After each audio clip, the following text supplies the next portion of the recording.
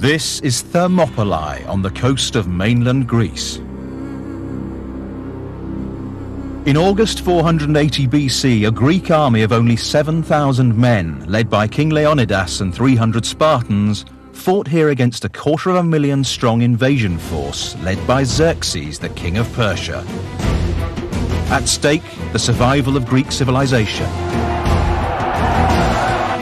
Now, with new computer graphics technology, you're about to see this great battle as never before. The vast numbers of soldiers, the troop formations, how they fought, and how the battle was won.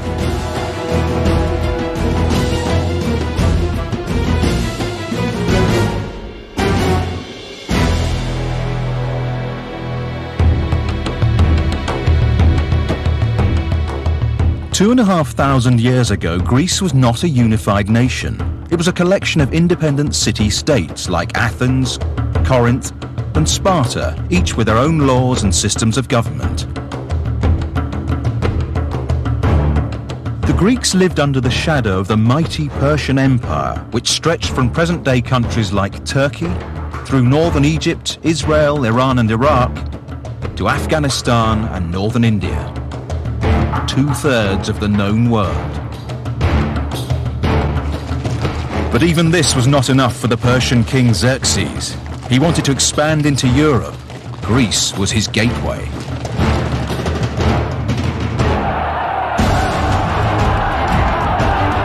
Ten years earlier, his father Darius had been defeated by the Greeks at Marathon. Xerxes was determined not to suffer the same fate. He gathered a huge army from all corners of his empire. As many as 250,000 men may have set out for Greece.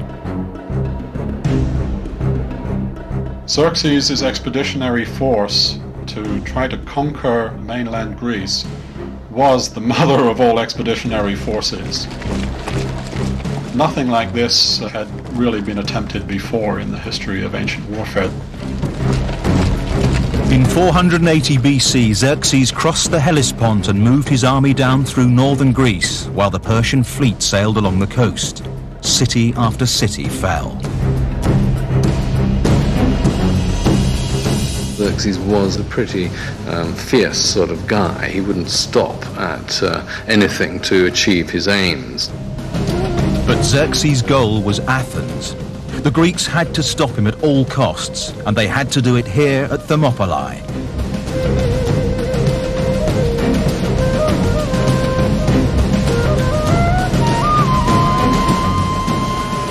Given the configuration of the Greek peninsula, that is where an army of any size has to come down. Thermopylae was the obvious place. The Greek name Thermopylae means hot gates. The place was famous for its hot springs. With high rugged mountains on one side and the waters of the Malian Gulf on the other, the narrow pass was easily defensible, but it was also the gateway to Greece. But 2,000 years of sea and wind have eroded the battle site away. This is what it looked like in 480 BC.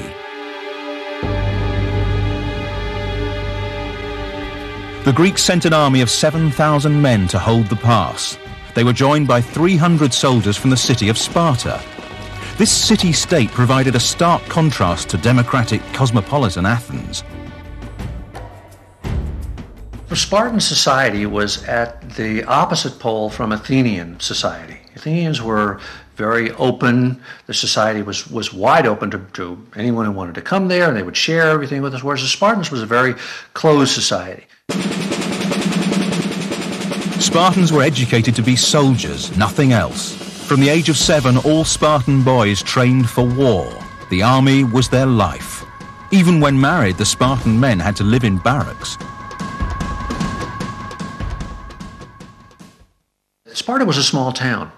It had no more than 9,000 peers, full Spartan citizens at any one time. So this army, everybody knew everybody else. If you were standing in formation, your brother might be over there, a couple of ranks behind. Your father might be over here. Your cousins would be over there.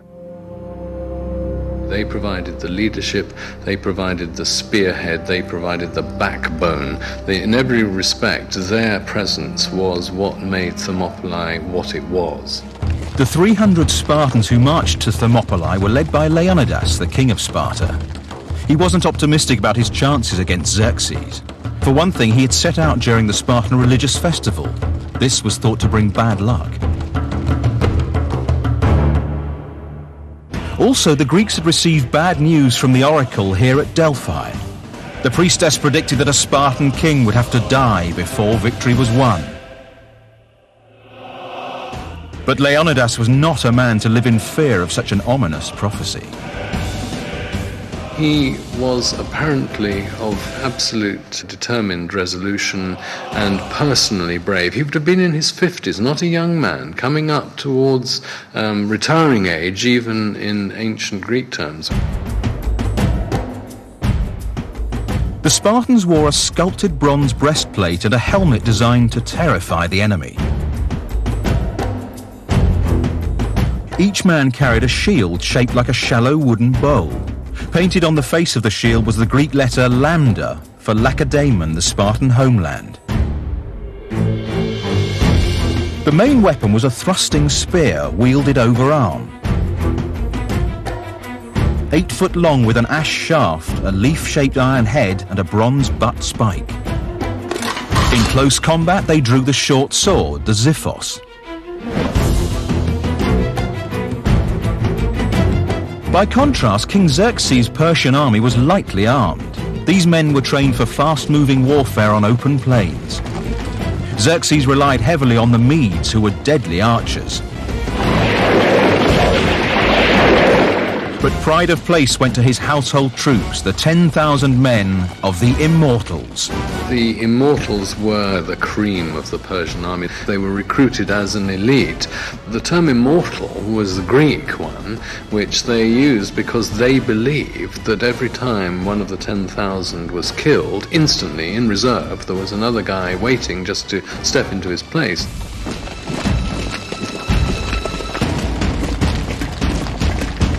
Leonidas stood with his Spartans at the narrowest point in the pass, with the 7,000 Greek troops deployed behind them. They defended a low wall. Meanwhile, Xerxes drew up his army on the flat ground at the entrance to the pass.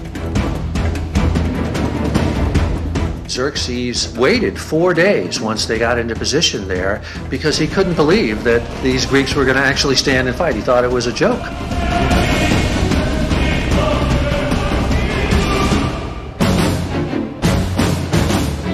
Lone scout rider got sent by the Persians up to where the Spartans were waiting before the battle. And some of the Spartans were out there doing their gymnastics. They were oiled up and they were combing their hair.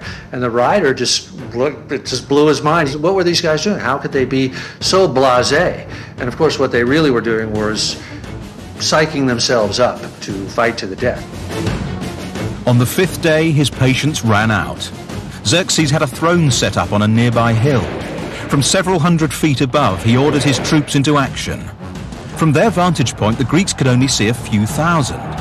But this was merely the advance party for a force of 10,000 Medes which wound round behind the mountain. Leonidas held back his Spartans and ordered the Greek troops forward.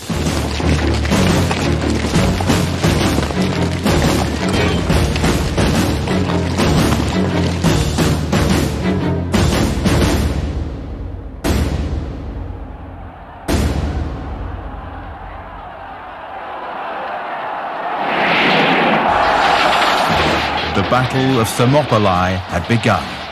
It would not be the walkover that Xerxes imagined.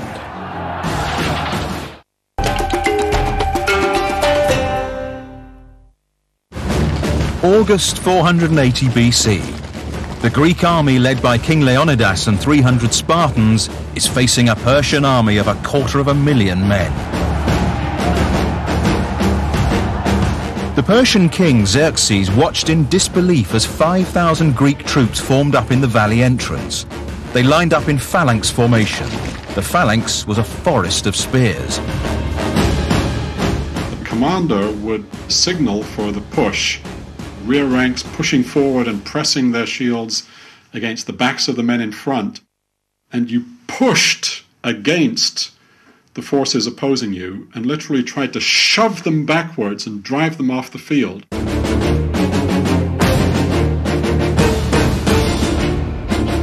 They trained their whole lives for this moment.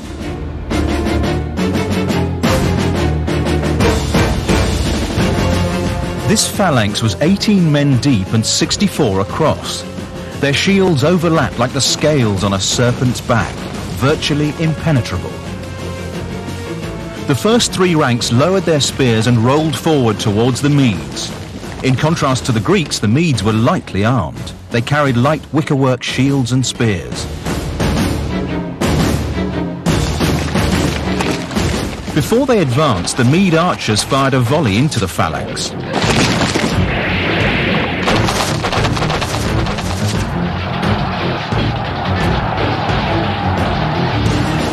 Leonidas sent in more Greeks to reinforce the phalanx, pressing their weight into the backs of their fellow troops. Volley after volley of arrows filled the sky. Well, the Greek infantry had a 3-foot shield. The shields were bronze-faced with maybe 2 inches of oak underneath that. So if you want to think of that as a kitchen cutting board. And how hard you can whack a cutting board with a battle axe and you can't break it. As the Greeks began to tire, Leonidas sent in his Spartan warriors. They advanced in a phalanx formation as the exhausted Greeks ran back.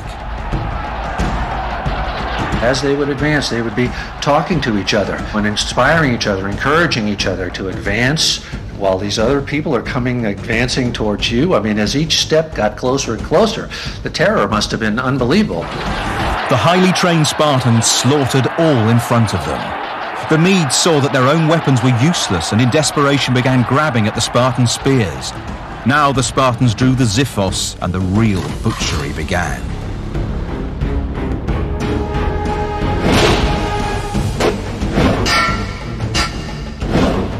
Are you hungry? Are you tired? Are you thirsty? Are you wounded? It doesn't matter. You're a warrior and you fight. The confined space made it impossible for the Persians to take advantage of their superior numbers. They couldn't pack enough men into battle against this unrelenting killing machine.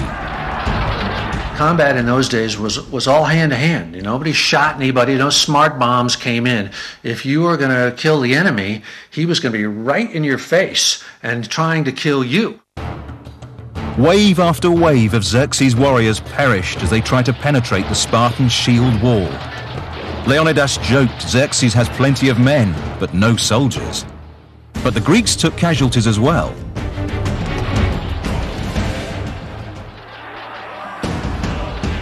As the battle moved into the second day, the Persians could make no headway.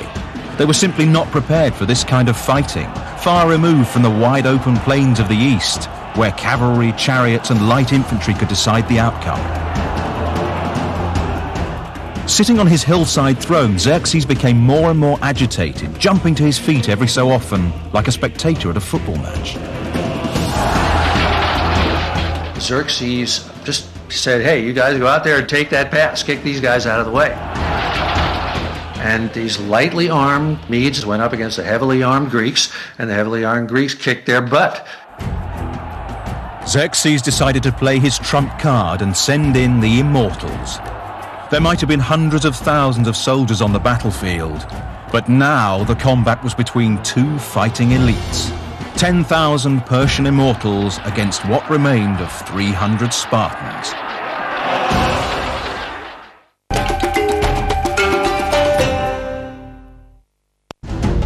August 480 BC. The Spartans had held the pass at Thermopylae for nearly a day and a half. Xerxes had failed to crack their defense. Now he sent in his own personal guard, the Immortals. They were a terrifying sight. They carried bows, spears, and short daggers.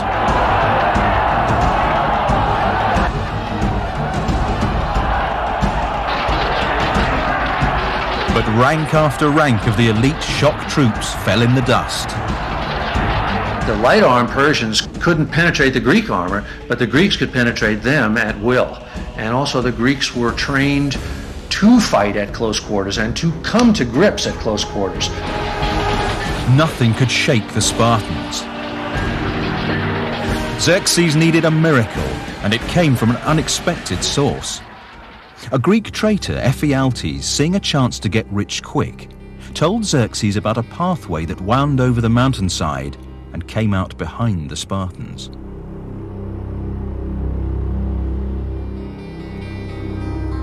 The name Ephialtes has entered the modern Greek language. It means nightmare in modern Greek. Ephialtes is today a nightmare. Under cover of darkness, the Persians filed up the track and on the morning of day 3 emerged behind the Spartans. Leonidas had been outflanked. He knew this would be his last battle. To avoid unnecessary casualties, he sent most of the Greek army home. The Spartans, alongside their Theban and Thespian allies, would fight to the death.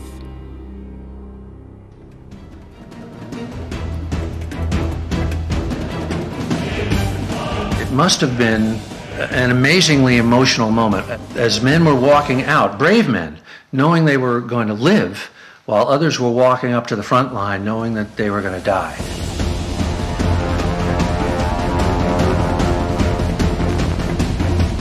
One of the Greeks had warned that the Persians had so many archers that their arrows would blot out the sun. Well, said the Spartan Dionysius, we will fight in the shade.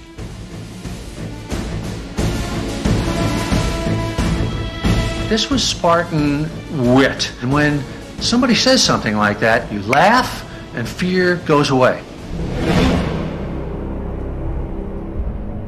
Leonidas was more somber.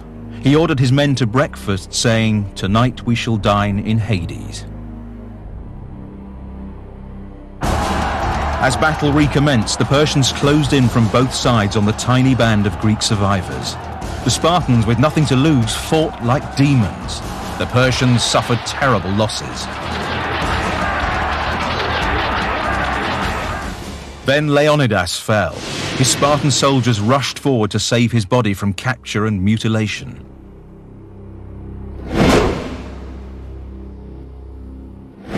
The fact that the Greeks fought in the way they did to preserve his body from the Persians at the moment of final defeat again symbolizes how important the position, the status, the role of the king, the leader, actually was.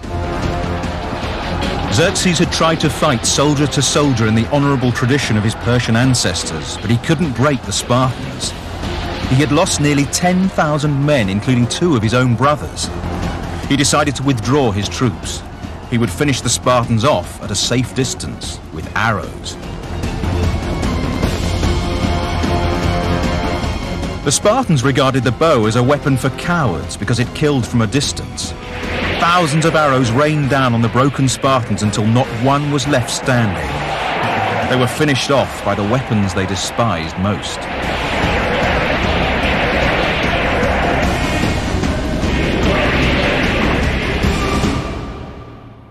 A furious Xerxes ordered his men to find the body of Leonidas, and once they'd found it, cut off his head and stick it on a pole.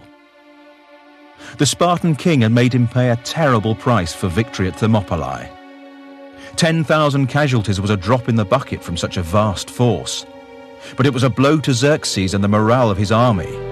He was astonished that men would fight for an ideal, the ideal of freedom.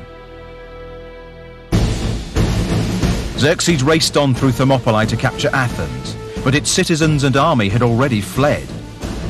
Later that same year, 480 BC, they took to ships and defeated the Persians in a great sea battle at Salamis. Xerxes' grand scheme was in ruins. Had the Spartans not done their bit at Thermopylae, then I think the whole war effort, the whole Greek resistance would have started to crumble. For the Greeks, it was destiny. A Spartan king had died. A Persian king had been defeated, just as the Oracle of Delphi had prophesied. All kinds of great civilizations have vanished that left incredible monuments, but the Spartans left nothing. But what they left, just by their actions that one day, is more indelible and is still living today.